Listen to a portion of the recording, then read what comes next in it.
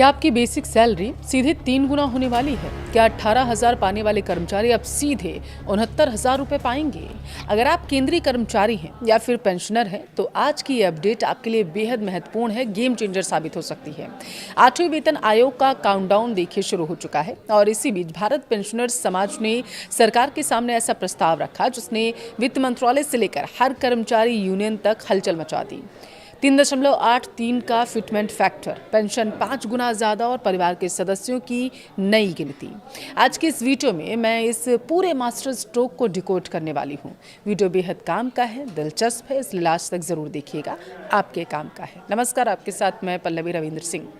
देखिए, अगर आप या आपके परिवार का कोई भी सदस्य केंद्र सरकार का कर्मचारी है या फिर रिटायरमेंट के बाद पेंशन का लाभ ले रहा है तो आज की यह चर्चा आपके लिए बेहद ज़रूरी है।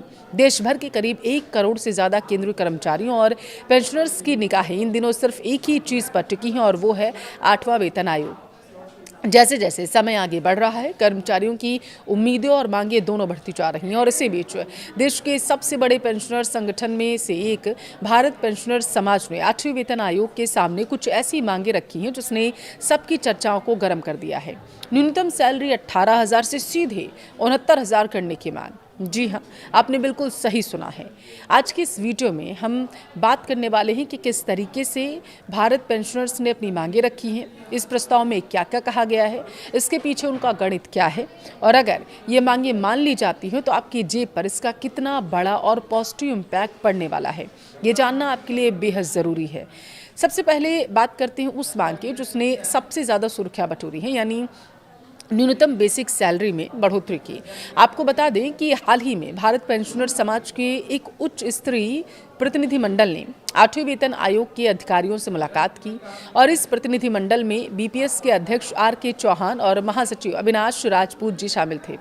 उन्होंने आयोग के सामने जो सबसे बड़ा प्रस्ताव रखा वो था न्यूनतम सैलरी को 18,000 से बढ़ाकर सीधे 69,000 कर देना। अब आप सोच रहे होंगे कि अचानक इतना बड़ा जंप कैसे आ सकता है। दरअसल इसके पीछे संगठन ने एक ठोस गणित रखा है। फिटमेंट फैक्टर का 7वें वेतन आयोग में फिटमेंट फैक्टर 2.57 तय किया गया था, लेकिन बीपीएस ने 8वें वेतन आयोग के लिए फिटमेंट फैक्टर के तहत 3.83 के तहत इसे फैक्टर माना है। अब जरा कैलकुलेशन समझिए आप। अगर मौजूदा 18,000 रुपये को 3.83 से गुणा किया जाता है तो यह आंकड़ा लगभग 68,940 रुपये के आसपास बैठता है और इसी आधार पर संगठन ने 69,000 रुपये की न्यूनतम सैलरी तय करने का फैसला किया है, लॉजिक दिया है उन्हें। अगर ये मांग मान ली जाती है तो एंट्री लेवल के कर्मचारियों का जीवन स्तर पूरी तरीके से बदल जाएगा। अब आते हैं हमारे रिटायर्ड पेंशनर्स के ऊपर। बढ़ती उम्र के साथ मेडिकल खर्च और जीवन यापन की लागत आसमान छू रही है। इसे ध्यान में रखते हुए बीपीएस ने पेंशनर्स के लिए एक बहुत ही मजबूत प्रस्ताव दिया है। जब प्रस्ताव पेश किया गया तो उसमें चीज़ें क्या कही गई, मैं आपको वो बताती हूँ। देखिए, फिलहाल के लिए वर्तमान में न्यूनतम पेंशन 9,000 रुपये प्रति महीने है। आज की महंगाई में 9,000 रुपये में गुजारा करना बहुत मुश्किल है, ये आप सभी लोग जानते हैं। इसलिए संगठन ने मांग की है कि इस न्यूनतम पेंशन को बढ़ाकर 45,000 रुपये कर दिया जाए या मौजूदा पेंशन से सीधा 5 गुना बढ़ जाएगा। अब इसके अलावा पेंशन कैलकुलेशन के फॉर्मूले में भी बदलाव का सुझाव दिया गया। बीपीएस का कहना है कि न्यूनतम पेंशन कर्मचारी के आखिरी वेतन का 67% होना चाहिए, जो कि आमतौर पर 50% होता है। फैमिली पेंशन आखिरी वेतन का कम से कम 50% होनी चाहिए। संगठन का दरअसल तर्क है कि जब कोई कर्मचारी रिटायर होता है या दुर्भाग्यवश किसी पेंशनर का निधन हो जाता है तो उसके परिवार के पास सम्मानजनक जीवन जीने के लिए पर्याप्त वित्तीय सुरक्षा होना जरूरी है। वेतन आयोग जब न्यूनतम सैलरी तय करता है तो वो यह मानकर चलता है कि एक कर्मचारी को कितने लोगों का पेट पालना है। इसे फैमिली यूनिट कहते हैं। अभी तक सरकार परिवार को 3 यूनिट का मानती है, यानी पति, पत्नी और एक बच्चा। लेकिन भारत पेंशनर्स समाज ने इस व्यवस्था को पूरी तरीके से बदलने की मांग की है। संगठन का सुझाव क्या है वो सुनिए। भारतीय समाज की सच्चाई को देखते हुए इस यूनिट को 3 से बढ़ाकर 5.2 यूनिट किया जाए। इसका गणित उन्होंने कुछ इस तरीके से समझाया जो मैं आपको बताने जा रही हूँ।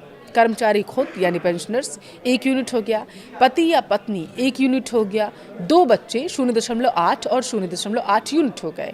सबसे ज़रूरी 2 बुजुर्ग माता पिता 0.8 और 0.8 यूनिट। इन सबको मिलाएं तो कुल 5.2 यूनिट बनता है। संगठन का स्पष्ट कहना है कि आज के दौर में बच्चों की पढ़ाई और बुजुर्ग माता पिता की देखभाल, उनके पूरे मेडिकल खर्चे में बहुत बड़ा जो खर्च है वो करना पड़ता है। ऐसे में पुरानी 3 यूनिट की थ्योरी अब काम की नहीं रह गई है, क्योंकि महंगाई भी बढ़ी है। सैलरी तय करते समय माता पिता की जिम्मेदारी को भी फॉर्मूले का हिस्सा बनाना ही होगा। सैलरी और बेसिक पेंशन के अलावा संगठन ने महंगाई भत्ते यानी डीए और महंगाई राहत यानी कि डीआर को लेकर भी एक बड़ा सुझाव दिया है। फिलहाल सरकार साल में 2 बार जनवरी और जुलाई में डीए डीआर बढ़ाती है, लेकिन बीपीएस की मांग ये है कि अब इसे हर 3 महीने में यानी क्वार्टरली बढ़ाया जाए। यानी जैसे ही 3 महीने का महंगाई का औसत आंकड़ा आएगा, तुरंत ही कर्मचारियों और पेंशनर्स को उसका लाभ मिलने लगेगा, ताकि वो महंगाई की मार से बच सके। एक और दिलचस्प मांग ये है कि जैसे ही महंगाई राहत 25% के आंकड़े को पार करती है, तो उसे तुरंत ही बेसिक पेंशन में मर्ज करने के लिए जो सिफारिशें की गई, ताकि पेंशन का बेस अमाउंट बढ़ जाए। बात करें स्वास्थ्य सुविधाओं की, तो उम्र के इस पड़ाव में सबसे ज़्यादा ज़रूरत इलाज की होती है। संगठन ने मांग की है कि जो पेंशनर्स ग्रामीण इलाकों में रहते हैं और सेंट्रल गवर्नमेंट हेल्थ स्कीम के दायरे से बाहर हैं, उन्हें कैशलेस हेल्थ केयर सुविधा दी जाए। हर महीने मिलने वाले फिक्स्ड मेडिकल अलाउंस को बढ़ाकर 5,000 रुपये कर दिया जाए। साथ ही बीएसएनएल के पेंशनर्स की पेंशन समानता और उनके स्वास्थ्य से जुड़े लंबित मांगों को भी जल्द से जल्द सुलझा दिया जाए। अब आपके मन में सवाल आ रहा होगा कि भारत पेंशनर समाज आखिर है कौन, जिसकी मांगों को इतनी गंभीरता से लिया जा रहा है और जिसकी चर्चा देश भर में हो रही है। दरअसल बीपीएस कोई नया संगठन नहीं है। इसकी स्थापना जनवरी 1955 में की गई थी। यह पेंशनर से जुड़े मुद्दों को उठाने वाला देश का सबसे प्रतिष्ठित संगठन माना जाता है। इसे भारत सरकार के पेंशन एवं पेंशनर्स कल्याण विभाग और नीति आयोग से मान्यता भी मिली हुई है, इसीलिए इसके सुझावों को गंभीरता से लिया जाता है। इस संगठन के साथ देश भर के करीब 245 पेंशनर्स एसोसिएशन भी जुड़ी हुई हैं और यह लगभग 10 लाख पेंशनर्स की आवाज़ सरकार तक पहुंचाता है। लेकिन यहाँ एक सच्चाई जानना आपके लिए ज़रूरी है। ये सारे जो आंकड़े हैं, 69,000 की सैलरी या 45,000 की पेंशन अभी सिर्फ सिफारिशें और मांगे हैं, या कोई अंतिम फैसला नहीं है। ये एक मसौदा है जो बीपीएस की तरफ से पेश किया गया है। 8वां वेतन आयोग अभी विभिन्न कर्मचारी यूनियन और संगठनों से ऐसे ही सुझाव ले रहा है। इन सभी सुझावों का आर्थिक प्रभाव देखा जाएगा आगे। सरकार के खजाने पर पड़ने वाले बोझ का आकलन होगा और तब जाकर आयोग अपनी फाइनल रिपोर्ट सौंपेगा। उस रिपोर्ट को अंत में केंद्र सरकार की कैबिनेट से मंजूरी दी जाएगी। देखिए, बुढ़ापा कोई बोझ नहीं है, बल्कि उस अनुभव का सम्मान है जो इन कर्मचारियों ने इस देश को दिया है। भारत पेंशनर समाज ने जो मांगे रखी हैं, वे सिर्फ कागजी आंकड़े नहीं हैं, बल्कि एक सम्मानजनक जीवन जीने की बुनियादी ज़रूरत भी है। आपको क्या लगता है, क्या सरकार को बिना देरी किए इन बुजुर्गों और कर्मचारियों की इन मांगों को मान लेना चाहिए? क्योंकि माना जा रहा है कि अगर पास हो गया ये बिल, तो कर्मचारियों और पेंशनर्स के अकाउंट में पैसों की बारिश हो सकती है। लेकिन याद रखिए, ये अभी सिर्फ एक प्रपोजल है, असली पिक्चर अभी बाकी है। अब गेंद सरकार और 8वें वेतन आयोग के पाले में है। क्या सरकार 3.83 के इस ऐतिहासिक फिटमेंट फैक्टर को हरी झंडी देगी, या फिर बीच का कोई रास्ता निकाला जाएगा? या आगामी दिनों में क्लियर हो जाएगा। मौजूदा महंगाई को देखते हुए 69,000 की न्यूनतम सैलरी और 45,000 की पेंशन की जायज़ मांग क्या आपको सही लगती है? यह सरकार के लिए इसे लागू करना आर्थिक रूप से संभव नहीं हो सकता? आपको क्या लगता है? मुझे कमेंट में ज़रूर बताइएगा।